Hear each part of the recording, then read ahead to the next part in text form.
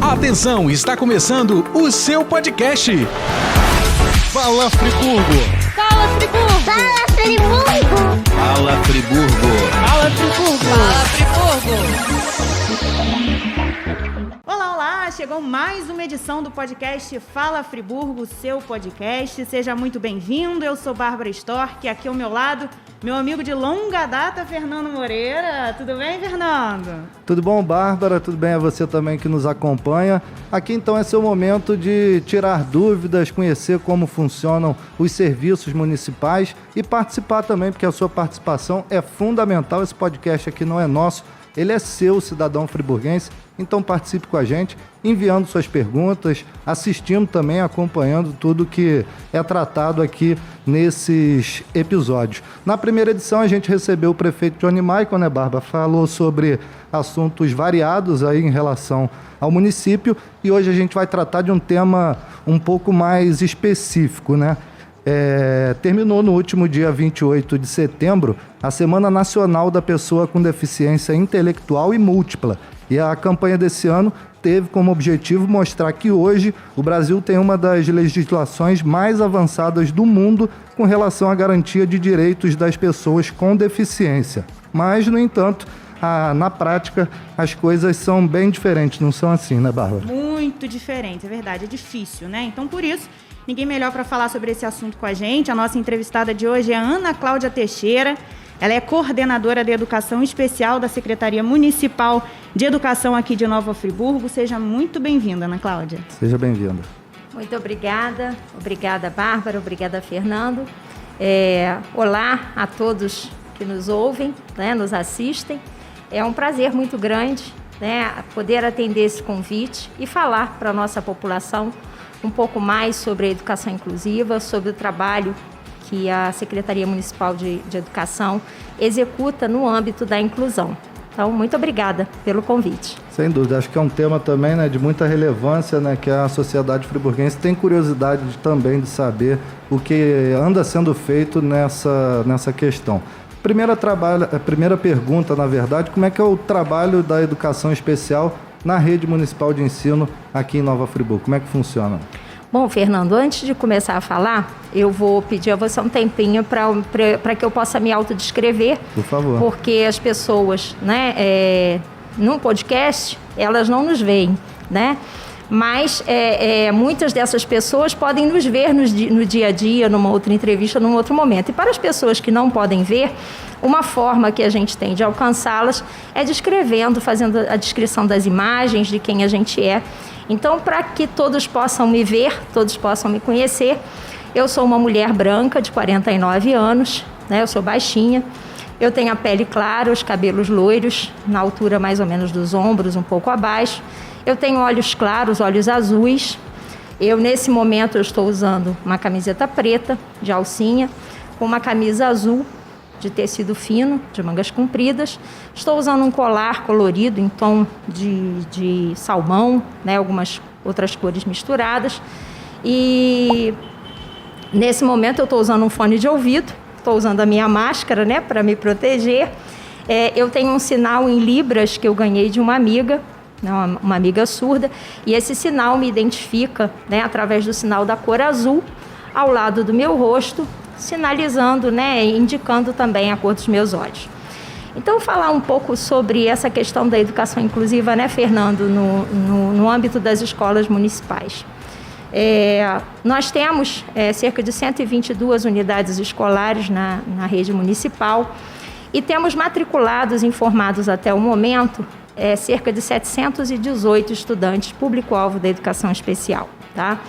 O município de Nova Friburgo tem um compromisso, né, firmado com o Ministério da Educação de cumprir, né, todas as orientações, né, tudo aquilo que é designado na Constituição Federal de garantir o direito e acesso de todos à educação. E quando a gente fala de todos, tem que ser todos mesmo. Pode falar, Fernando. Desculpa te cortar, você disse que são 718 alunos, né, que necessitam da educação especial aqui em Nova Friburgo. Comparando assim com a população, está na média assim, do estado, do país, ou é um número alto de alunos, menor do que a média? É um número bastante significativo, né, em relação à prática da maioria dos municípios brasileiros, tá? A Organização Mundial de Saúde aponta, em média, 20% da população com algum tipo de deficiência. Então, nós entendemos que diante das nossas metas dentro da Secretaria, a gente ainda tem um público que está invisibilizado e que a gente precisa encontrar, porque provavelmente ou ele não tem um diagnóstico, esse diagnóstico não indica, né, para as escolas, para as pessoas, que ele é um estudante para ser atendido pela educação especial.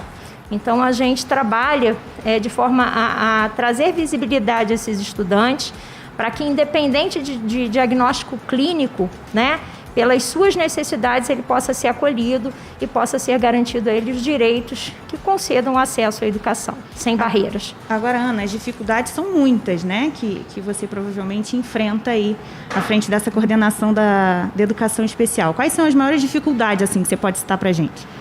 Olha, houve um tempo que a principal dificuldade era a questão, né, de estrutura para a educação especial acontecer. Não quer dizer que a gente ainda tenha toda a estrutura, porque isso é um caminhar dentro do processo das políticas públicas, num momento difícil em que a gente sabe, né, que muitos discursos aí tentam retroceder nessa garantia de direitos, mas a gente já tem, assim, instalado algumas condições para que essa educação inclusiva aconteça. Eu penso que hoje ainda o desafio que a gente tem, né, são as barreiras atitudinais, né, que ainda precisa, a gente ainda tem essas barreiras para derrubar. E isso é uma questão realmente de conquista diária, de luta diária, né, porque o preconceito, ele se institui na gente a partir da nossa existência na sociedade, numa sociedade que não aprendeu a ser inclusiva, né? Que por si só, durante a história, ela exclui, né, todas as pessoas que, por suas singularidades, a gente entenda que seja diferente, né? E a escola é reprodutora desse modelo de sociedade. Então, as pessoas que estão nessa escola, né, muitas delas ainda trazem isso arraigado no seu comportamento, nas suas falas, né? Então, esse ainda é um grande desafio que a gente tem, mas eu digo que a gente já avançou muito, tá? Esse panorama se modificou já de forma bem significativa. Bacana. Ana Cláudia, esses 718 alunos, né, da educação especial aqui de Nova Friburgo, eles ainda estão no ensino remoto ou já retornaram, assim como as escolas e os demais alunos? Como é que está funcionando esse tratamento a esses alunos nesse período pandêmico? É um momento bastante singular. Nós temos estudantes que já retornaram, nós temos também estudantes ainda no ensino remoto. E o que divide esses que voltaram desses que não voltaram? Além da própria escolha da família, né, que nesse momento é uma escolha da família, algumas orientações são importantes, né, para resguardar a vida, a saúde desses estudantes, das suas famílias e também dos profissionais da educação e dos demais estudantes que estão dentro da escola. Nós temos uma lei federal, né, que foi instaurada, né, durante a pandemia e que ela garante às pessoas com autismo, com deficiência intelectual, pessoas que apresentem alguma dificuldade sensorial, essa lei garante o não uso de máscaras, né, o direito a não usar máscaras. Mas quando a gente fala em protocolo, né, orientação da Organização Mundial de Saúde, né, das organizações que cuidam de todas essas regras sanitárias, inclusive para o retorno das escolas, a gente entende que não é só a máscara, né, que faz parte desses protocolos sanitários. Tem a questão do distanciamento social, tem a questão do não compartilhamento dos objetos, né? E isso é um fator necessário, né, para a gente orientar esse retorno. Então, a gente tem tido bastante cuidado, bastante carinho, né, com o retorno do público-alvo da educação especial, para conversar com as famílias, ver se esse estudante está apto a entender esse novo modelo de escola que, nesse momento, a gente está tendo, né, que instituir, né, esse modelo de regra de convivência. Então, devagarinho, a gente está retornando também com esses estudantes, né? Até agora, todos os que retornaram têm demonstrado assim, um resultado muito positivo, tá? E há alguns que a gente ainda, né, tá acompanhando as famílias, orientando de forma cautelar a fazer um retorno mais seguro. Então depende, assim, é olhar do caso a caso, depende de cada situação. Agora, só para a galera entender melhor, explica para a gente quais são os alunos que podem ser enquadrados na educação especial. Quais são as deficiências, né, que enquadram? Sim, a legislação, né, define como público-alvo da educação especial os estudantes com deficiência, e aí se enquadra a deficiência física, a deficiência auditiva, a deficiência visual, a deficiência intelectual, né, ou as deficiências múltiplas.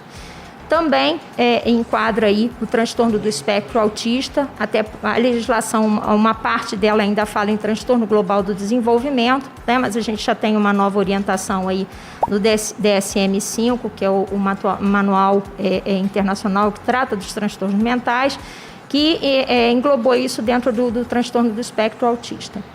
E a gente também tem, né, nessa outra ponta aí desse público, os estudantes com altas habilidades ou superdotação. Então, todo esse grupo, tá, compõe o público-alvo da educação especial. Bom, e a prioridade na educação especial na rede municipal aqui de Nova Friburgo seria a mesma inclusão desses alunos? É assim que a Secretaria de Educação trabalha, Ana Cláudia? Sim, com certeza. A prioridade da Secretaria de Educação é inclusão, tá? E aí esse público chegando para nós, né, quando a família procura para fazer a inscrição no sistema de matrícula, né, online, a prioridade absoluta, né, no direito a essa vaga é dos estudantes com deficiência. Então, quando a família já traz, né, alguma orientação diagnóstica, algum parecer clínico, né, que identifique esse estudante como público, no ato dessa inscrição no sistema, se a família, né, informa isso e tem um campo lá para informar, esse estudante ele vai logo para o começo da fila. E ele só vai concorrer, né, diretamente nessa vaga com outro estudante na mesma condição, tá? Então, os demais estudantes também concorrem, mas é dada uma prioridade, uma garantia para esses estudantes. Então, é o objetivo da Secretaria acolher e receber, né, garantir o acesso e, posterior à entrada, a permanência com qualidade de aprendizagem. Legal. Agora, a Secretaria está disponibilizando um caderno pedagógico para os alunos. Uhum. Há um trabalho diferenciado voltado para esse público-alvo da educação especial? Como é que funciona isso? Ah, sim. A gente entende que se no dia a dia de uma escola, no modelo presencial, né, é necessário elaborar um plano de ensino individualizado para esses estudantes, né, trabalhar o conteúdo curricular, as práticas, dentro da necessidade, das potencialidades desses estudantes, não poderia ser diferente, né, nesse modelo remoto, em que hoje a garantia da acessibilidade se dá através de um caderno adaptado. Então, é disponibilizado para os professores das classes regulares o caderno, modelo do caderno regular, tá?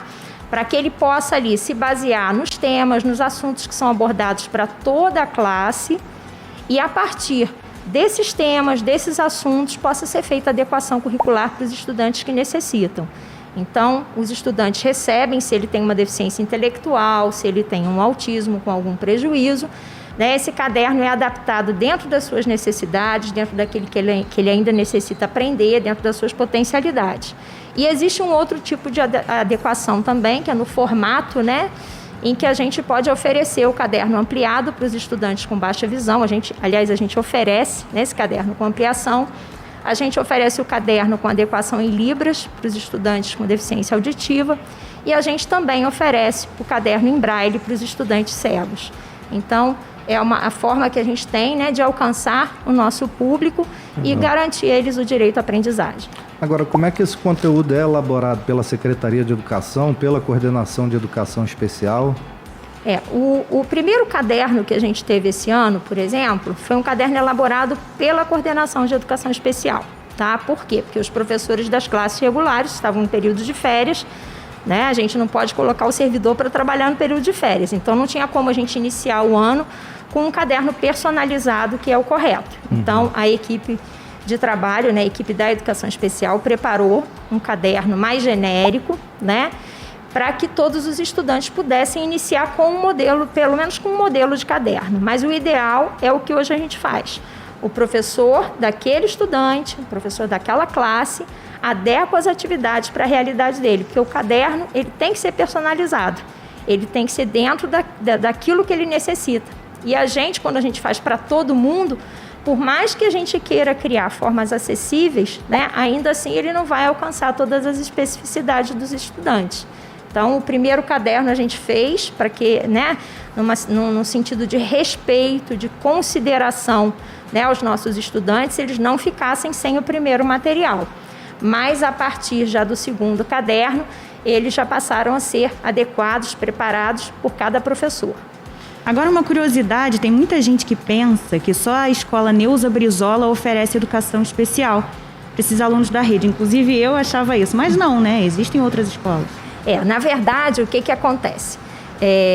Onde é que acontece a inclusão, né, dos estudantes da educação especial? Acontece nas escolas regulares. Tá? O Neuza Brizola não é uma escola especial. Ele era uma escola especial quando era do Estado. Quando ele municipalizou, diante do compromisso que nós temos com a inclusão, né, nós passamos a não ter mais essa escola como uma escola especial. Ela hoje funciona como um dispositivo da política pública de inclusão, né, é um centro de atendimento educacional especializado. Então, os estudantes são atendidos lá, alguns estudantes, no contraturno escolar. Lá é um espaço que tem salas de recursos multifuncionais, tem oficinas pedagógicas, tá? E essas salas de recursos multifuncionais também existem em polos, funcionando nas próprias escolas da rede hoje. Então, nós temos 24 salas de recursos ao todo, entre as que estão lá no Neuza Brizola e as demais que estão espalhadas na nossa rede para atender esse nosso público no contraturno escolar. Ana Cláudia, muita gente desconhece também o trabalho dos professores auxiliares, né, que atuam nas escolas auxiliando esses alunos que dependem da educação especial. Como é que funciona o trabalho desses professores auxiliares? Fernando, embora esse profissional já tenha um tempo atuando, né, dentro dessa perspectiva da inclusão, só em 2015 a gente teve uma primeira normatização, né, desse trabalho através da Lei Brasileira de Inclusão, pela LBI. Na verdade, o nome que a gente deveria chamar esse profissional é profissional de apoio escolar, né? Embora a gente chame de mediador, professor auxiliar, né, auxiliar da educação especial, auxiliar de turma, mas o nome correto é esse, profissional de apoio escolar. E ele é um profissional que atua sobre diversos âmbitos, tá? Desde o cuidado com alimentação, higiene, locomoção, comunicação, socialização do estudante, até a questão da mediação pedagógica, né? Auxiliando o estudante, orientando nas atividades pedagógicas, né? Esclarecendo, atuando como ledor, como escriba, depende da condição, né, e da necessidade do estudante. E o município hoje oferece esses profissionais, tá? E mesmo na modalidade online, a gente tem profissional de apoio escolar atendendo os estudantes, fazendo interação por meio virtual, ajudando o professor de classe a produzir material adaptado, jogos, brinquedos que vão para casa junto com o caderno adaptado. Então, nós temos hoje cerca de 250 profissionais atendendo os nossos estudantes. Tá? Então, é um trabalho bastante importante, bastante necessário para garantir esse acesso desses estudantes à aprendizagem. Um profissional a cada 2, quase, alunos, né, mais ou menos. Aí varia muito da condição. A gente tem profissionais atendendo, né, várias crianças, não num número muito extenso, para que ele possa garantir uma atenção. E tem estudantes que requerem um apoio, né, mais ostensivo, e aí precisa ser individual, tá? Então, depende muito, varia. Então, a gente tem profissional atendendo mais de um estudante, mas a gente tem profissional atendendo exclusivamente um estudante só. Legal. Bárbara, desculpa, antes da gente partir para as perguntas da população, só uma que agora me veio à mente aqui, acho que é importante também, Ana Cláudia. A gente falou aqui da importância do trabalho da Secretaria de Educação, da direção das escolas, dos professores auxiliares, mas acho que a parceria das famílias com as escolas, com a Secretaria de Educação também é muito importante para que esse trabalho surta o efeito necessário, né? Fundamental, né? Exatamente. O que acontece? Quanto mais afinada essa parceria afinado esse diálogo entre a família e a escola, melhores os resultados, né? A família entender, né, que a escola tem as suas dificuldades sim, né, mas que a escola deseja fazer o melhor. É um processo de construção que não é solitário, não pode ser solitário, tá? Houve um tempo em que as escolas realmente tinham muitas dificuldades, em que os discursos de negação estavam sempre presentes, o medo. Hoje esse panorama tem se modificado, né? Então, as escolas hoje não questionam, elas estão abertas, elas acolhem, né? Tanto que eles chegam através do sistema online e depois que a família já foi fazer a matrícula, muitas vezes a direção da escola, né, os professores vêm nos procurar, nos pedem ajuda, nos pedem orientação, né, porque desejam fazer um bom trabalho. Então é importantíssimo também que as famílias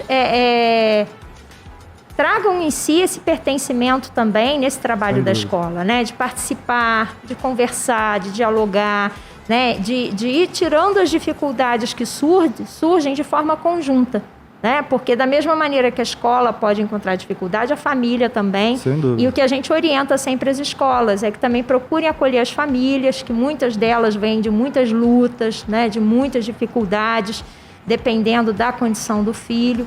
Então, a gente sempre pede, né, que haja esse acolhimento dos dois lados para que esse trabalho possa frutificar, né, para que o beneficiado, o principal interessado, que é o estudante, ele possa colher esses frutos. Família é o principal apoio em todas as áreas, Sem né, dúvida. Fernandinho? É verdade. Agora, como o Fernandinho bem falou no começo, esse é um podcast, não é nosso, né? É da população. Então, a gente abre um espaço para que as pessoas participem. A gente abriu uma caixinha de perguntas lá no Instagram, né, da Prefeitura Municipal de Nova Friburgo. E daí várias pessoas fizeram perguntas para você, eu vou ler algumas aqui. A Thaís Fernandes fez a seguinte pergunta: terá um novo processo seletivo para mediador? Muito legal a pergunta da Thaís. Atualmente nós temos quase 150 profissionais que são oriundos do processo seletivo simplificado realizado, né, na gestão anterior. Esse contrato, né, já não vai poder mais ser renovado, né? Ele já foi renovado mais uma vez, com aprovação da Câmara, com acompanhamento, né, devido à própria urgência, né? No início do ano a gente já começar tendo profissional para atender, mas a gente precisa renovar, né, esse processo até que a gente possa ter aí um outro direcionamento, né, que vai ser avaliado pela Prefeitura, a possibilidade de concurso, né, que são outras caminhadas. Mas a gente já está trabalhando, sim, né, na minuta, né, nos estudos de um novo processo seletivo, que já foi, inclusive, encaminhado para a Prefeitura, está sob avaliação, porque aí tem as questões de impacto orçamentário, né, de responsabilidade, que aí os órgãos próprios dentro da Prefeitura têm que avaliar o setor de RH. Mas a nossa intenção é que a gente tenha, sim, né, talvez ainda esse ano, acredito, um outro processo seletivo para que a gente possa garantir, né, esses profissionais e o atendimento aos estudantes. Entendi. Agora são duas perguntas aqui da mesma pessoa também enviadas pelas redes sociais da Prefeitura. A Pri Martins pergunta: estou com uma criança há 2 anos aguardando vaga em escola. Tem previsão? Ela tem 7 anos. Aí a outra pergunta dela que é parecida. Tem um enteado especial aguardando vaga também há 2 anos. Alguma previsão? A pergunta é da Pri Martins. Olha, sobre a primeira criança que está aguardando aí há 2 anos, né? Aliás, sobre as duas situações, na verdade, eu aconselho a Pri, né, a procurar o setor de matrículas lá da Secretaria de Educação, tá? Da primeira criança, para ela ver o que está acontecendo, que essa criança ainda não entrou, se o cadastro está atualizado direitinho, tá? Porque é muito tempo, as crianças não têm ficado mais esse tempo todo na espera. E da segunda criança, que ela diz que é público-alvo da educação especial, mais ainda, tá? Provavelmente algum registro de telefone, de contato, pode ter acontecido algum problema. Porque os estudantes da educação especial, se a família informou direitinho no cadastro, como eu disse, eles têm prioridade absoluta. Então, eles vão logo para o começo da fila. Então, assim, já era para essa criança ter entrado para a rede, tá? Então, precisa procurar o setor de matrículas da Secretaria de Educação, vai procurar lá a Fernanda, a Paloma, que vão acolher com o maior carinho e vão poder orientar direitinho para ver o que está acontecendo, tá? Porque deve ter havido algum problema do cadastro. E só para a gente esclarecer também, a Secretaria de Educação fica no Centro Administrativo César Guinle, que é o antigo prédio da Oi, no 2º andar? Terceiro andar. terceiro andar, o prédio em frente à prefeitura, né? E a gente Exatamente. sempre fala prédio da Oi. Isso. Se quiser deixar o telefone também, alguém queira ligar? Eu acho que agora eu só vou me lembrar de um, que é o 2533-2532, tá? Tá certo. Pode tentar falar com esse. Fica aí respondido então para Pri. Agora a Rebeca Alvarez também fez uma pergunta. Ela perguntou: pedi uma mediadora para minha filha que tem TEA, eu acho que é assim que se pronuncia, e ainda não veio. Por que esse trâmite demora tanto? É o TEA, transtorno do espectro autista. Qual o nome mesmo da Rebeca Alvarez. Muito bem, Rebeca. A gente precisa ver o que aconteceu. Eu posso falar, né, nesse momento dessa gestão, tá? Não há nada que impeça a gente a encaminhar um profissional de apoio escolar para os estudantes, salvo a dificuldade, às vezes, de conseguir o profissional, tá? A secretaria hoje, quando chega um pedido que eu encaminho ao RH, ele quase que, assim, automaticamente vai para despacho, vai para encaminhamento, tá? Mas, às vezes, o que acontece é que, dependendo da localidade, às vezes a gente tem dificuldade de encontrar um profissional com disponibilidade para encaminhar, tá? Então, a secretaria não nega esse direito, a gente entende um direito como um direito fundamental de acesso à escolarização, né? Um direito garantido, inclusive, nas legislações, tá? Mas pode ser que, por conta da localidade, eu não sei aí qual é a unidade escolar, né? A localização, pode ser que essa dificuldade venha disso. Por isso, a nossa intenção de fazer um novo processo seletivo, que vai ser mais amplificado, né? Como eu disse, está em estudo, para que a gente possa ter a possibilidade de garantir, inclusive, esses profissionais para as regiões de difícil acesso, para as escolas mais distantes, escolas periféricas, para que os estudantes não deixem de ser assistidos, tá? Inclusive, se ela quiser me procurar na Secretaria de Educação, pode me procurar que eu vou acolher lá e a gente poder conversar para ver qual é a dificuldade, tá? Maravilha. O que está acontecendo. Vai ser um prazer recebê-la. Bacana. Mais uma pergunta aqui, Ana Cláudia, essa da Érica Batista. Sou mãe de um autista de 8 anos e ele não usa máscara de jeito nenhum. Como faço com a volta às aulas? Eu acho que você já até respondeu essa pergunta, mas acho que vale reforçar, Sim, né? sim. Até porque o problema dela né? Uma dificuldade dela é a dificuldade de muita gente. De muitos dos nossos estudantes. Então, Érica, nesse momento, tá, dentro de todas as orientações dos protocolos sanitários e da legislação que a gente tem, o seu filho não vai ser impedido de retorno por conta do não uso da máscara, tá? Mas o que a gente precisa observar é se ele vai ter condições de cumprir com os demais protocolos de higienização constante das mãos, né, ou de algum objeto que ele vai usar com maior frequência, do distanciamento, né? Porque esses são protocolos, é o mínimo, né, que a gente tem para garantir a integridade da saúde do seu filho, né, da sua própria família, porque depois ele retorna para casa, dos demais estudantes e dos profissionais que estão na escola. Então, por isso que a gente tem que olhar caso a caso. Também, né? Depende da idade, né? Dependendo da idade, ele vai estar, porque as crianças não têm vacina, né? Ainda não está. Ele está com 8 aninhos, então realmente ele ainda não está vacinado. Então, assim, a gente está seguindo, né? Tem que seguir as regras, a gente tem que seguir legislação também. Mas a gente quer deixar claro que não é causar um impeditivo por preconceito, mas a gente precisa orientar com cautela, né? Com cuidado. Por quê? Porque a gente fala que criança, né, não pega Covid. Na verdade, as crianças têm contato com o vírus. Às vezes elas não desenvolvem sintomas ou complicações, mas há casos que desenvolvem, né, a chamada síndrome inflamatória multissistêmica, né, que são processos inflamatórios, né, pós-contato com o vírus. E a gente sabe, né, que o nosso público, em sua maioria, é mais sensível, né, aos riscos, né, de processos inflamatórios, de complicações. Então, a gente olha sempre com muito carinho, caso a caso, tá? Agora, Fernando, chegou novidade aqui no nosso podcast. Ana Cláudia vai estrear hoje o quadro Convidado Surpresa. Ana Cláudia tá com moral, né, Cláudia? Vai estrear a quadra. Quem gravou um vídeo para você foi a Camila Emerick, professora da rede. Dá uma olhadinha com a gente, a Mairinha ali vai mostrar para você. Vai dar uma ajuda aqui. Obrigada apenas por você ser quem é. Por não nos esquecer, por não nos deixar à margem. Você, como sempre, lutando por uma educação pública inclusiva de qualidade. a Secretaria de Educação e a cidade de Nova Friburgo só ganham com você aí. E eu, particularmente, tenho que te agradecer por não ter me deixado de lado, por ter nos apoiado, por estar sempre nos dando palavras de amor, de carinho. Se hoje eu não desisto, é porque eu tenho um exemplo como você. Uma mulher que não desiste nunca. Uma mulher que mesmo com toda dificuldade está sempre aí nos dando uma palavra de conforto. Está sempre aí tentando fazer o melhor que ela pode. Muito obrigada. Dá beijo, Bento. Já dá tchau.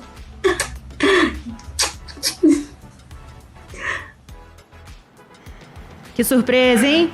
Nossa! É de balançar o coração da gente, né? Não tem como ser diferente, né? Não tem. Eu sempre falo para as pessoas que me conhecem que estar nesse caminho é uma escolha, né? E no meu caso, mais do que uma escolha, é uma militância. É um modo de ver, acreditar na vida, né? De pensar nas coisas. E eu não consigo destituir a pessoa que eu sou, né? Da profissional que eu também sou. Porque pensar em inclusão, eu não posso pensar em inclusão só quando eu acesso, né, o meu local de trabalho, ou só quando eu venho dar uma entrevista, né? É um modo de ser na vida. Então, onde eu estiver, eu tenho que estar com esse olhar amplificado, né? Eu tenho que estar de coração aberto para acolher e pensar uma sociedade diferente, trabalhar para uma sociedade diferente. Então, onde quer que eu vá, eu vou levar comigo essa bandeira.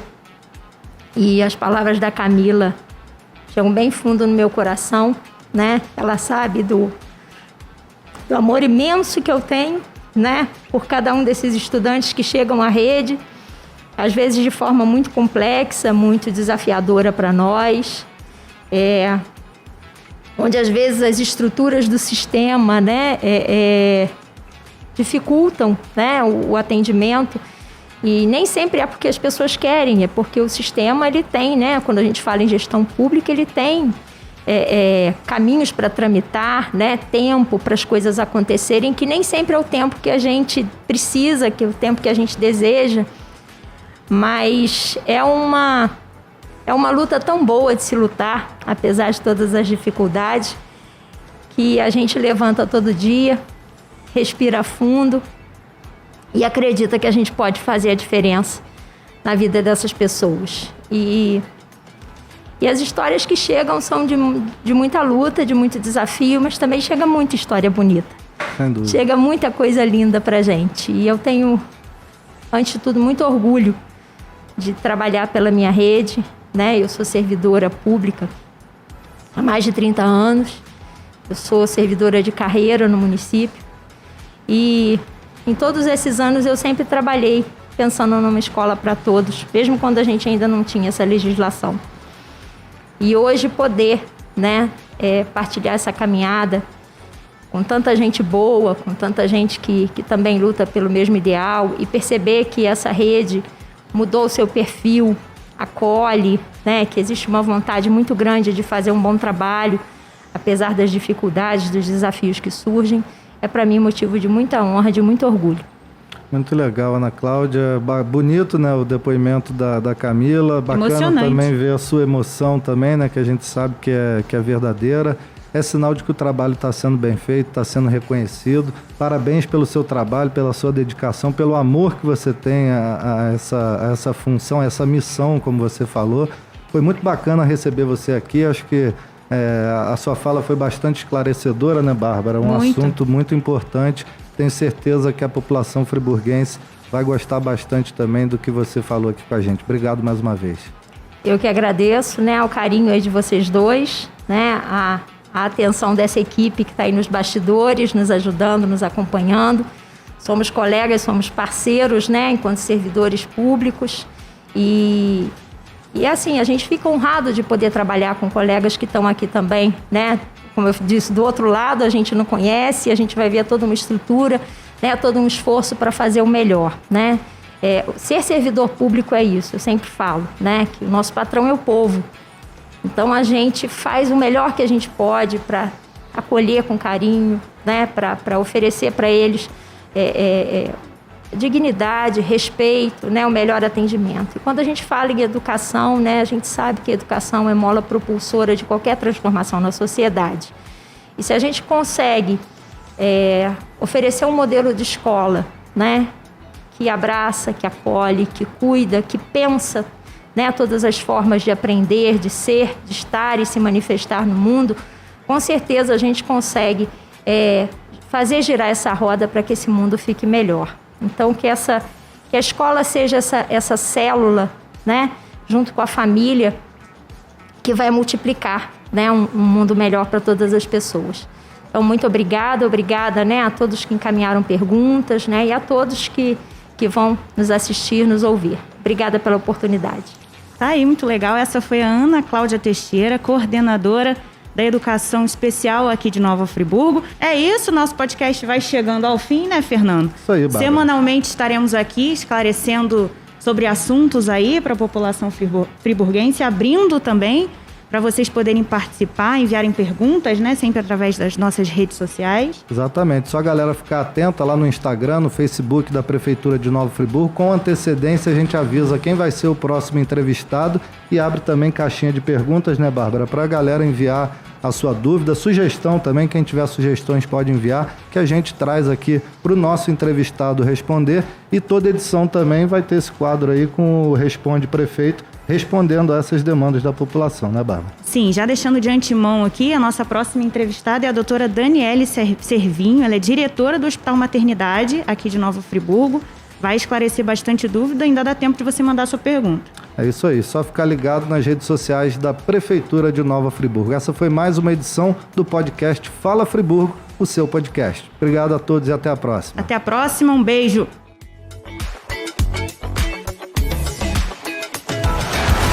Fala Friburgo! Fala Friburgo! Fala Friburgo! Fala Friburgo!